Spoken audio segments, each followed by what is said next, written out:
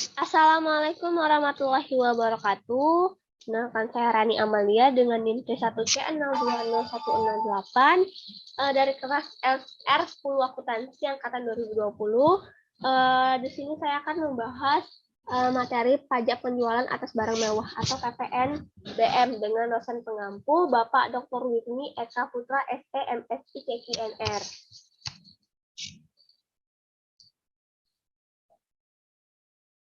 Nah, PPNBM ialah pajak yang dibebankan kepada produsen barang mewah atas kegiatan produksi atau impor barang tersebut. PPNBM biasanya dimasukkan ke dalam harga jual produk dan dibayarkan oleh konsumen atas transaksi pembelian produk. Dapat dikatakan bahwa PPNBM adalah pungutan pajak yang diserahkan kepada pemerintah atas transaksi pertama barang mewah. Artinya penjualan barang bekas produk mewah tidak mengharuskan pihak terkait melakukan pembayaran PPNBM.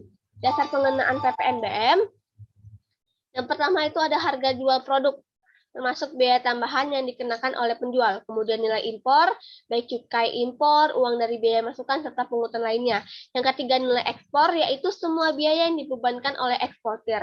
Yang keempat biaya penggantian, termasuk biaya penyerahan, ekspor jasa kena pajak, dan barang kena pajak. Dan yang kelima adalah nilai lainnya. Nah, fungsi PPNBM ini apa sih? Fungsi PPNBM ini sebagai salah satu pungutan resmi negara. Nah, fungsinya itu ada 4.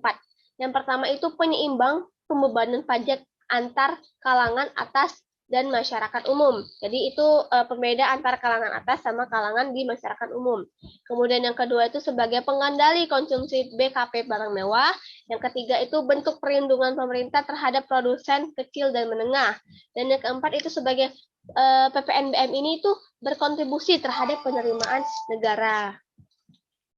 Nah, lalu jenis barang mewah PPNBM ini sesuai dengan Undang-Undang Nomor 42 Tahun 2009 tentang pajak pertambahan nilai dan pajak penjualan atas barang mewah PPNBM atau Undang-Undang PPN. Barang yang termasuk atau contoh PPNBM meliputi barang-barang. Yang pertama itu barang selain kebutuhan pokok masyarakat. Yang kedua, barang yang dikonsumsi masyarakat kalangan atas atau berpenghasilan tinggi. Yang ketiga, barang yang secara eksklusif dikonsumsi masyarakat tertentu. Dan yang keempat adalah barang yang konsumsinya menunjukkan kelas sosial. Lalu di sini kita akan membahas yaitu tarif PPNBM. Setelah mengetahui perbedaan PPN dan PPNBM serta barang yang tergolong mewah, berikut adalah tarif PPNBM menurut Undang-Undang Nomor 8 Tahun 1983 tentang pajak pertambahan nilai dan pajak penjualan atas barang mewah. Yaitu yang pertama adalah pengenaan tarif PPNBM paling rendah adalah 10 dan maksimal 20%.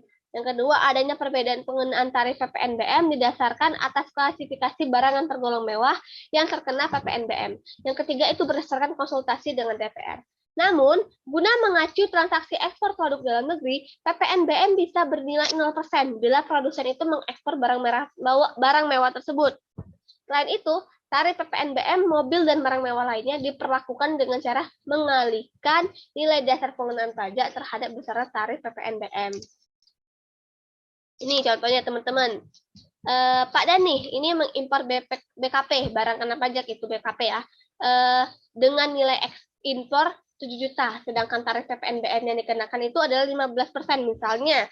Sehingga diketahui apabila dasar pengenaan PPNBM-nya adalah 7 juta, dengan tarif PPN-nya 10%, maka tarif PPN itu dikali dengan dasar pengenaan pajak. 10% dikali dengan 7 juta, dapatlah 700.000 PPN-nya. Sedangkan cara menghitung PPNBM-nya itu adalah 15% nih, kan tadi tarif PPNBM-nya itu dikali dengan yang sudah dikali dengan dasar pengenaan pajak yaitu 7 juta. Jadi 15% dikali dengan 7 juta yaitu 1.050.000. Nah, baru apa sih dampak dari PPNBM ini?